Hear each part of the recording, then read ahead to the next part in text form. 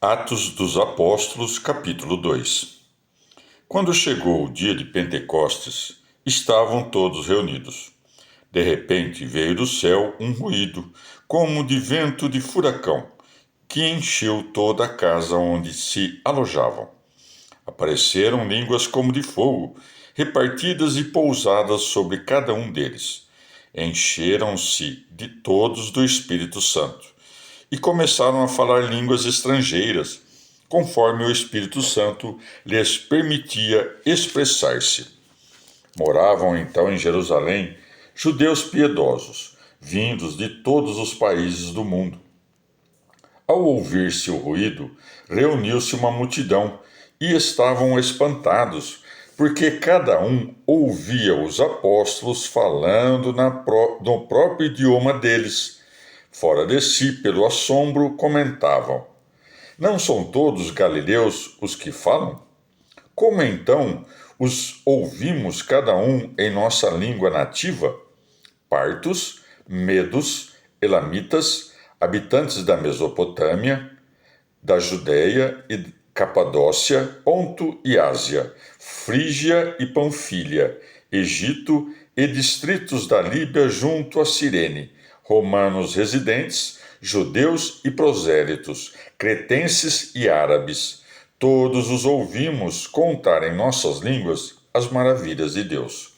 Fora de si e perplexos, comentavam: Que significa isso? Outros caçoavam, dizendo: Estão bêbados. Pedro se pôs de pé com os 11 e, levantando a voz, lhes dirigiu a palavra. Judeus e habitantes, todos de Jerusalém, sabei-o bem e prestai atenção ao que vos digo. Estes não estão embriagados, como suspeitais, pois não são mais que as 9 da manhã. Mas está se cumprindo o que o profeta Joel anunciou. Nos últimos tempos, diz Deus, derramarei meu espírito sobre todos. Vossos filhos e filhas profetizarão, vossos jovens verão visões, e vossos anciãos sonharão sonhos. Também sobre meus servos e minhas servas derramarei meu espírito naquele dia e profetizarão. Farei prodígios em cima no céu e embaixo na terra, sangue, fogo e fumaça. O sol ficará escuro, a lua ensanguentada, antes de chegar o dia do Senhor, grande e manifesto. Todos os que invocarem o nome do Senhor se salvarão. Israelitas, escutai minhas palavras. Jesus de Nazaré foi um homem acreditado por Deus diante de vós, com os milagres, prodígios e sinais que Deus realizou por meio dele, como bem sabeis. A este, entregue segundo o plano previsto por Deus, vós crucificastes pela mão de gente sem lei e o matastes. Mas Deus, libertando-o dos rigores da morte, o ressuscitou, pois a morte não podia retê-lo.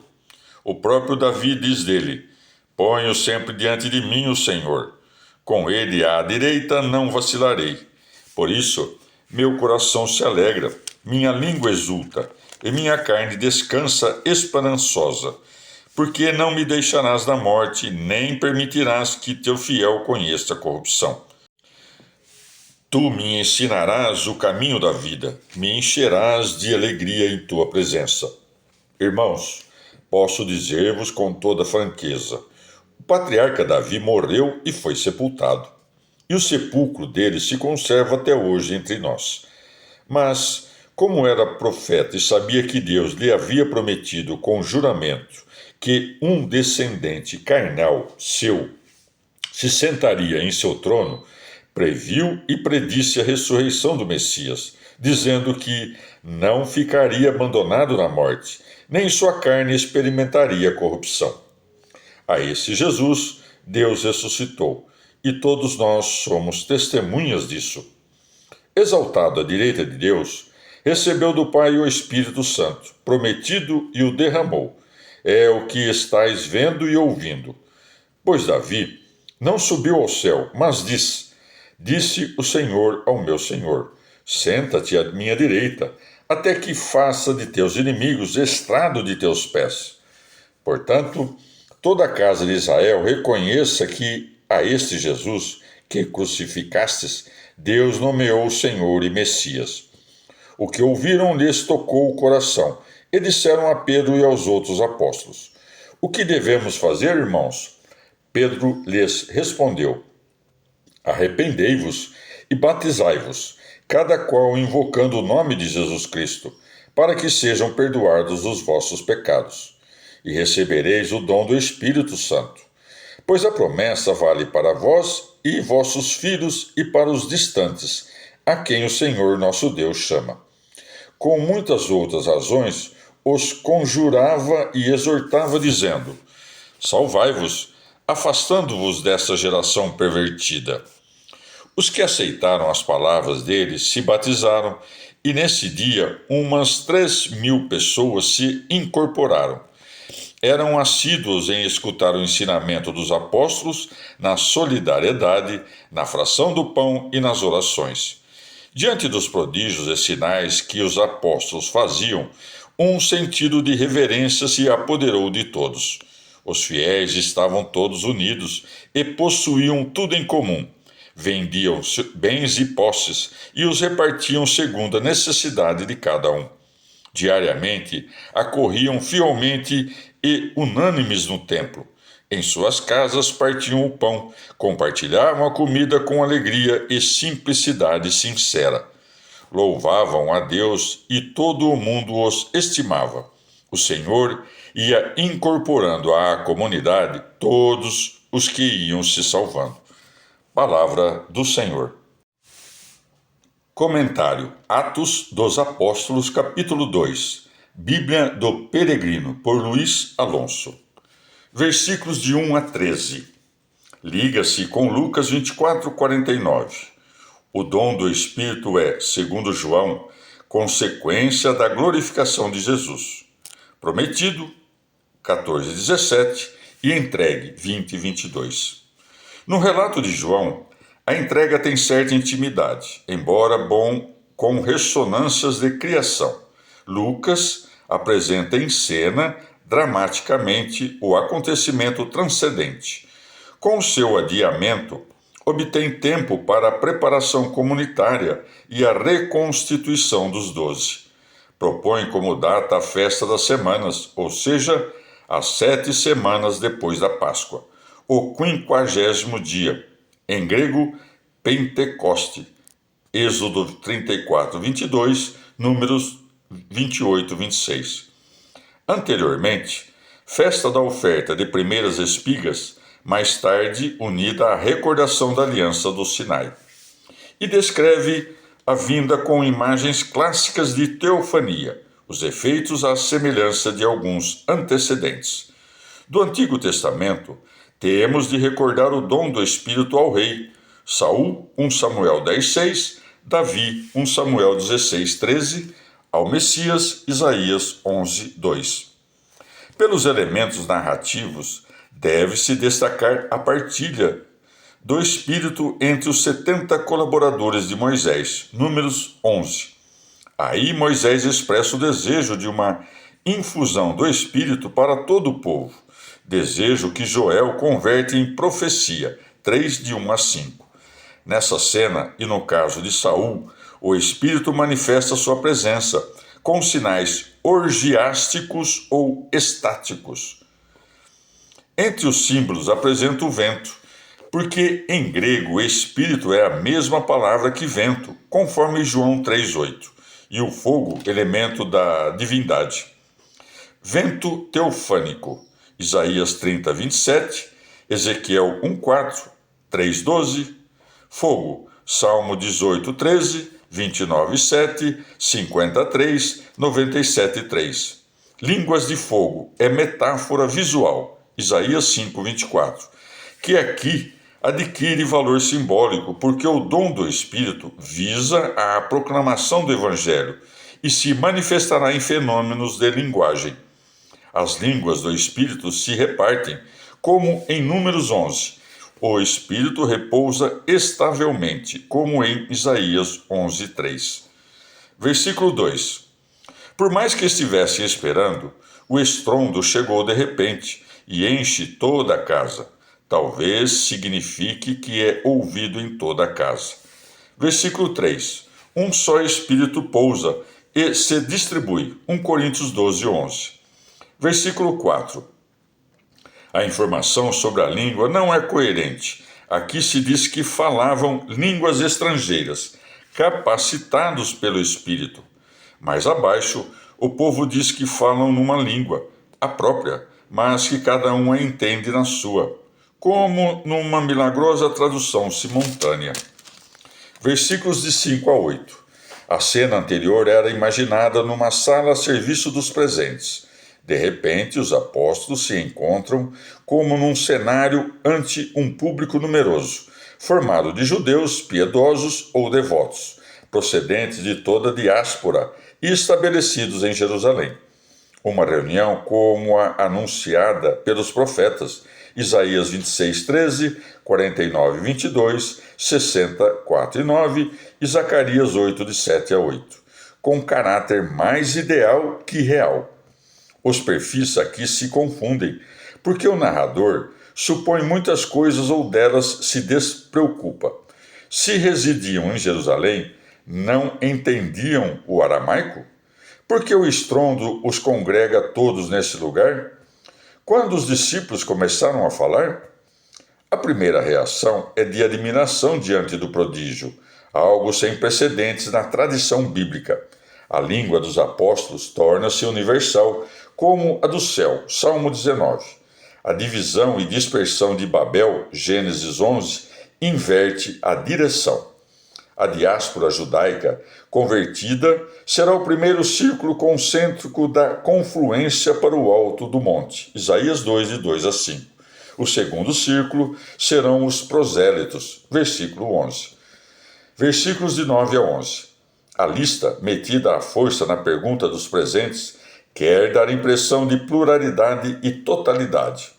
Olhada de perto é desconcertante, porque mistura povos, regiões, províncias romanas, junto com a Judéia.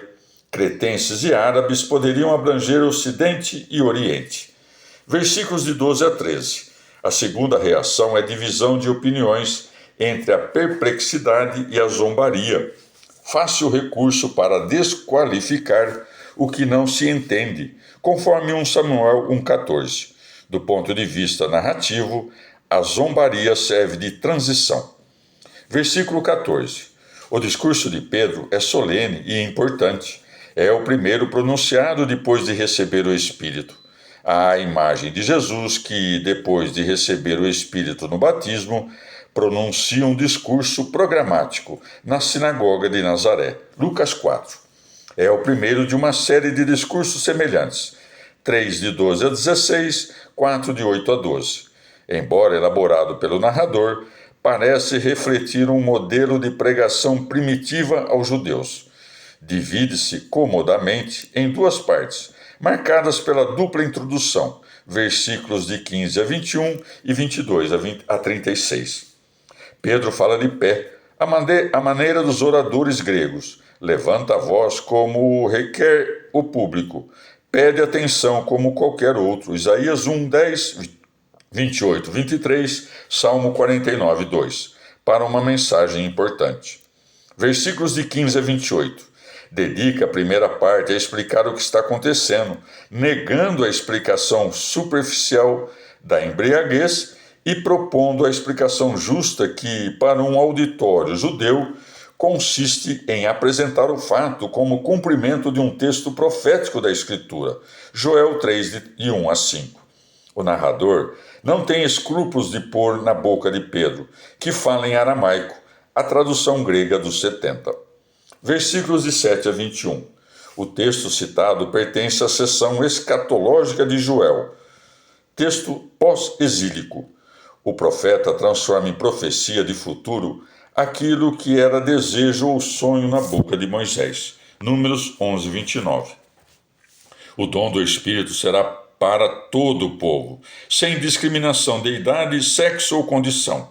Lucas transforma o depois de Joel em os últimos tempos, que acabam de começar, transforma servos e servas, condição social, em meus servos e minhas servas, condição religiosa do novo povo de Deus.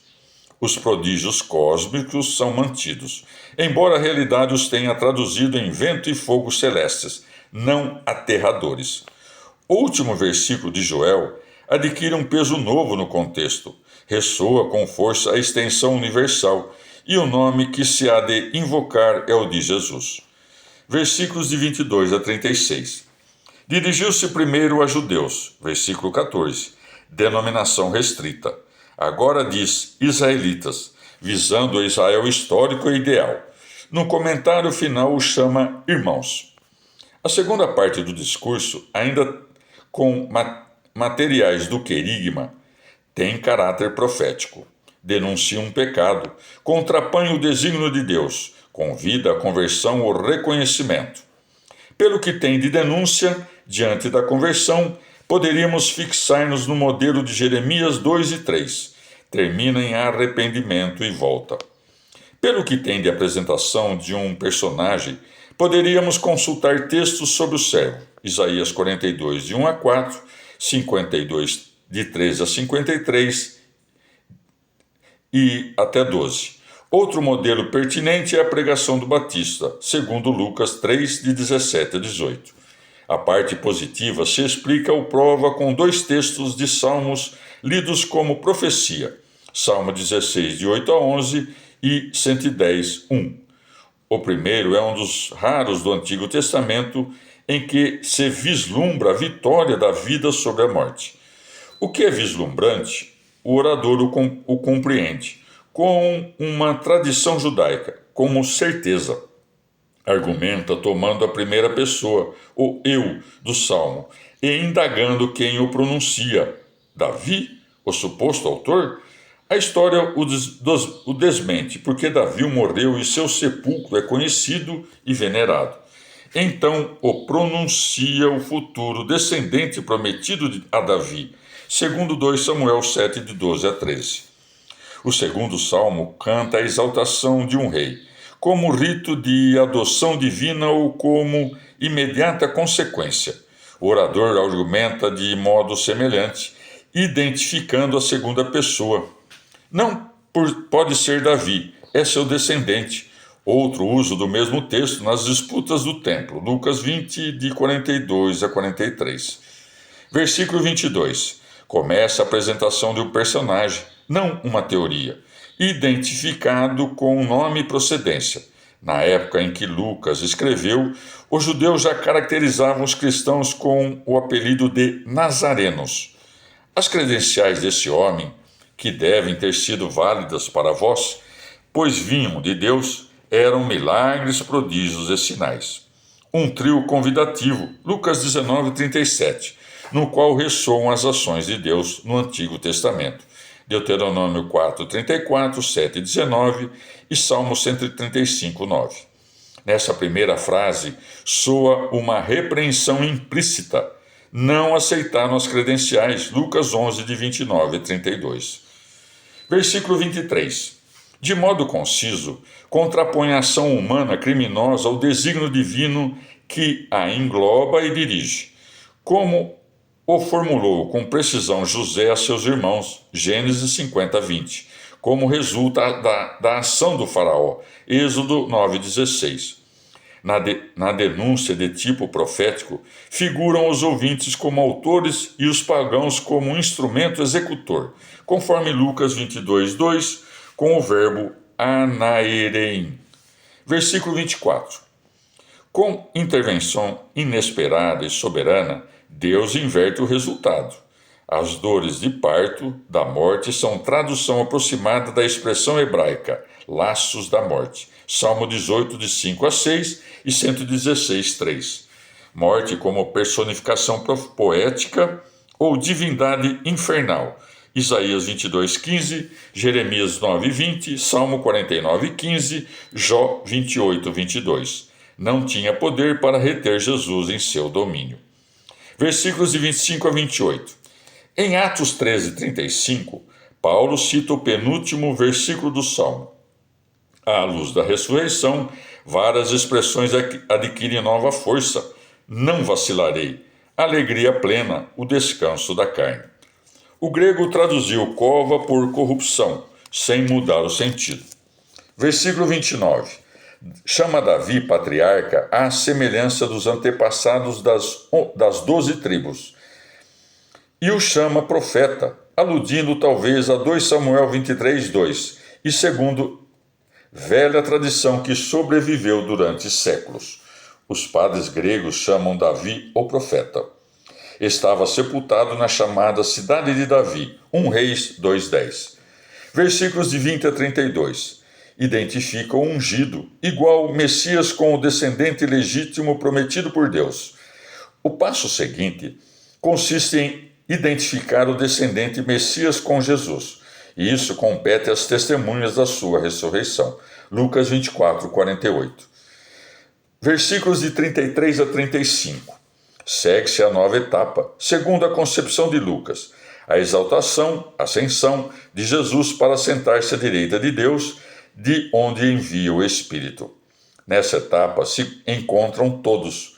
Se os apóstolos não podem ser testemunhas da entronização celeste, é testemunha o Espírito de Deus, manifestado em sinais auditivos e visuais. O Salmo 110 é um dos sinais citados do Novo Testamento, pois já era lido em chave messiânica entre os judeus. Versículo 36, breve conclusão. Dirige-se à casa de Israel, título histórico do povo, frequente em Jeremias e Ezequiel, Salmo 98, 3 e 115, 12. Dirige-lhes um imperativo energético, reconheça. O complemento equivale a uma profissão de fé formal dos dois títulos de Jesus, Messias e Senhor. O primeiro supõe que todas as promessas que se cumpriram, que as esperanças se realizaram e que não se deve esperar outro, Lucas 7, de 19 a 20. O segundo é o título divino, conferido a Jesus a partir da sua glorificação. Quando o nome de Yahvé deixou de ser pronunciado, foi substituído por Adonai, em hebraico, por Kyrios, em grego. Os cristãos o atribuíam a Jesus, especialmente na liturgia, Filipenses 2:11, às vezes polemizando com o uso de tal título por parte do imperador. Pedro até agora não disse, arrependei-vos, fazei penitência, convertei-vos, não ameaçou com o castigo iminente, nem pronunciou promessas maravilhosas. Pediu muito mais, sóbrio e conciso na denúncia, porque não é preciso encarecer o crime. Instituiu no aspecto positivo, no desígnio e na ação de Deus, na pessoa e no destino de Jesus. Versículo 37. A reação do público heterogêneo é semelhante à dos ouvintes do Batista, Lucas 3, 10 e 14. O verbo grego, segundo a etimologia, significa sentir fisgadas no coração. Significa remorso, algo que morde, em Eclesiástico 20, 21. Chama os apóstolos de irmãos. Versículo 38. O Batista convidava ao arrependimento, ao batismo para o perdão dos pecados e à emenda de vida, Lucas 3:3. Pedro acrescenta duas correções substanciais. O batismo deve ser recebido invocando Jesus como Messias. Além do perdão, se receberá o dom do Espírito Santo. Trata-se já do batismo cristão, conforme Mateus 28:19. Versículo 39. Os presentes simbolizam todo o resto de Israel, distante ou futuro, conforme Isaías 57:19, Salmo 102:29. Termina com a expressão tradicional, o Senhor nosso Deus. Versículo 40. O narrador nos dá a entender com essa frase que o discurso citado é só uma amostra da pregação primitiva. A geração perversa, Deuteronômio 32:5 e Salmos 78:8, significa o grupo dos que resistem a crer. A definição não é temporal, mas de atitude.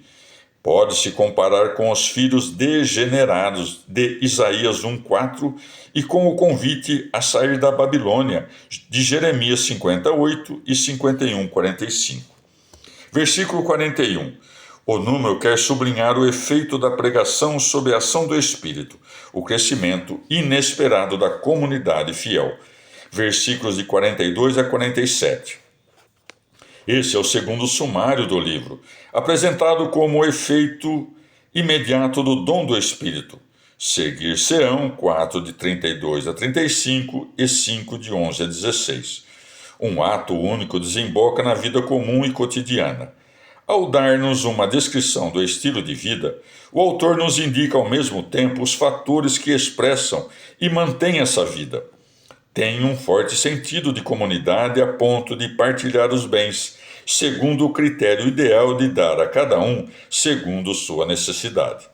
Os apóstolos dirigem a comunidade com seu ensinamento, que prolonga o de Jesus, conforme Lucas 4,32, com autoridade.